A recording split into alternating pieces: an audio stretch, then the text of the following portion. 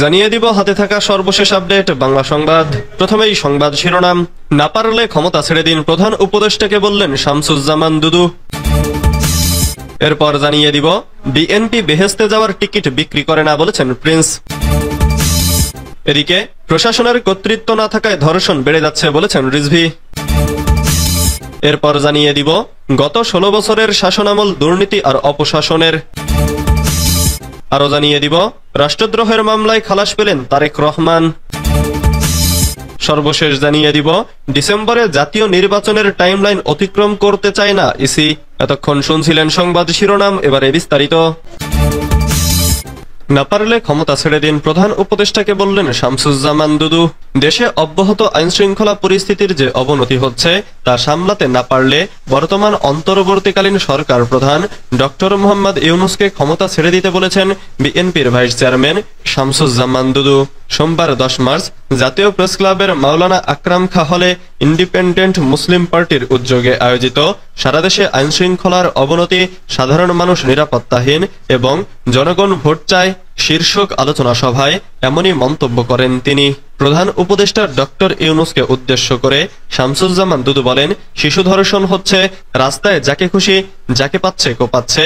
এজন্য কি গণঅভ্যুত্থান হয়েছে? এজন্য কি আপনি রাষ্ট্র ক্ষমতায় এসেছেন? না পারলে ক্ষমতা ছেড়ে দিন। তিনি বলেন, অন্তর্বর্তীকালীন সরকারের বয়স 8 মাস চলছে। ডক্টর ইউনূস ক্ষমতায় আসার পরে কিছু কাজ তিনি দ্রুত করেছেন। সেই কাজগুলো হলো তিনি তার নিজের মামলাগুলো দ্রুত প্রত্যাহার করিয়ে নিয়েছেন।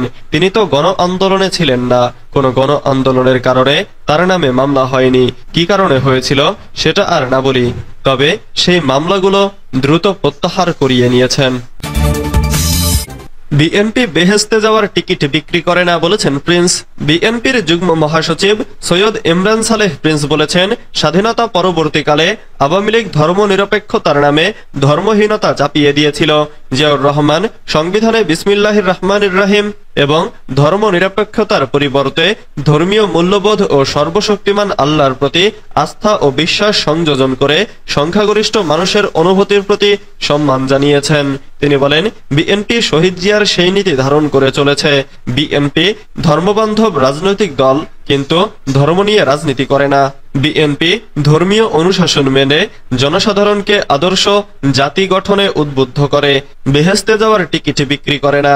আজ রবিবার বিকেলে ময়মনসিংহের ধোবাউড়া উপজেলার আলেম ওলামা, ইসলামী চিন্তাবিদ, মসজিদের ইমাম ও এতিমদের সম্মানে তার প্রদত্ত ইফতার মাহফিলে বক্তব্যে এসব কথা বলেন সৈয়দ ইমরান সালেহ প্রিন্স। প্রশাসনের কর্তৃত্ব না থাকায় ধর্ষণ বেড়ে যাচ্ছে বলেছেন রিজভী।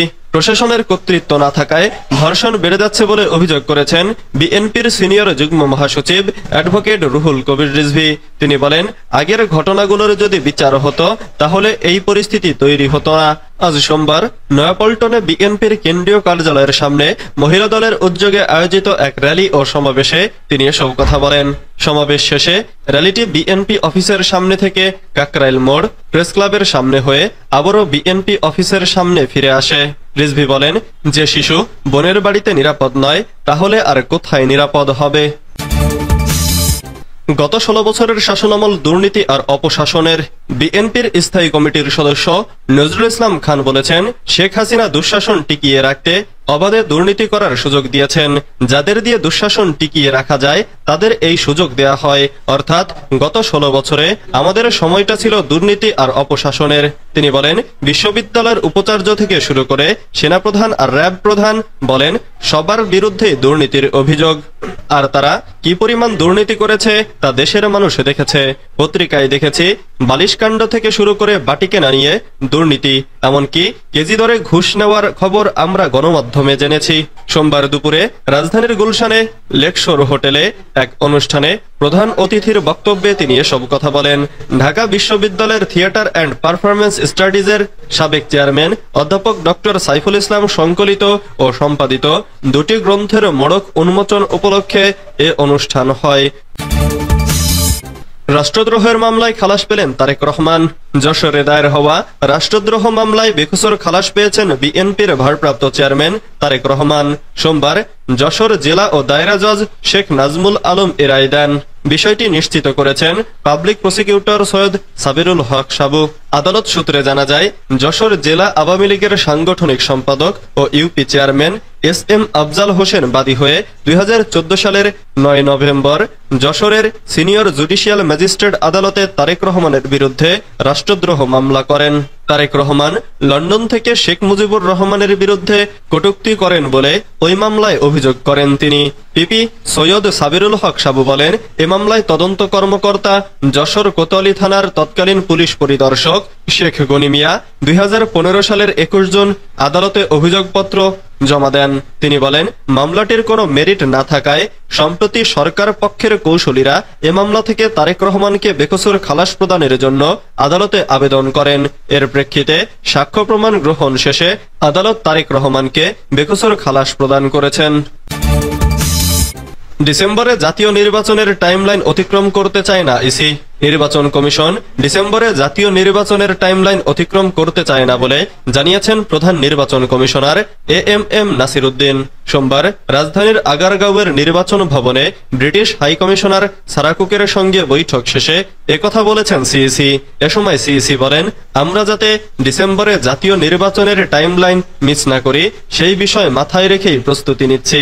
ডিসেম্বরে নির্বাচন করতে অক্টোবরে তফসিল দিতে হবে।